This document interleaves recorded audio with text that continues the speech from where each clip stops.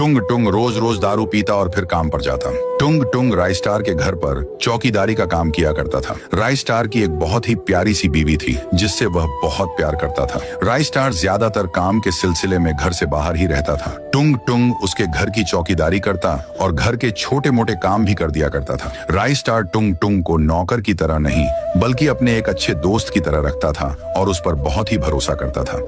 एक दिन राइस्टार किसी काम से शहर चला गया। उसी रात टुंग टुंग ने फिर से शराब पी ली और वह राइस्टार की बीवी पायल के कमरे में घुस गया। वह उस पर गंदी नजर डालने लगा और पायल के साथ छेड़छाड़ करने लगा। पायल ने गुस्से में आकर एक चाकू से टुंग टुंग को जान से मार दिया। थोड़ी देर बाद जब राइस्टार घर पहुंचा तो उसने देखा कि पायल घर के बाहर ही खड़ी है। उसने पूछा, क्या हुआ, घर के बाहर क्यों खड़ी हो? तब पायल ने थोड़ी देर पहले हुई सारी घटना उसे बता दी। राइस्टार का खून खौल उठा। उसने कहा, अच्छा किया तुमने उसे मारकर, वो इसी लायक था। दोनों उसकी लाश के पास गए और उसकी लाश को कब्रिस्तान में दफना दिया। धीरे धीरे समय बीतता गया। एक दिन पायल कुछ दिनों के लिए अपने मायके चली गई। उसी रात जब राइस्टार अपने बेड पर सो रहा था तभी उसे एक आवाज सुनाई दी। वह झट से उठा तो उसने देखा कि सामने टुंग टुंग की आत्मा खड़ी है। उसने रोते हुए कहा, राइस्टार मेरे भाई, मैं शराबी जरूर था लेकिन इतना गिरा हुआ नहीं था। जिस दिन तुम किसी काम से घर से बाहर गए थे उसी रात मैं घर के बाहर पहरा दे रहा था। तभी मैंने देखा कि पास के ही गांव का एक छापरी लड़का जिसका नाम साबिर बॉस था,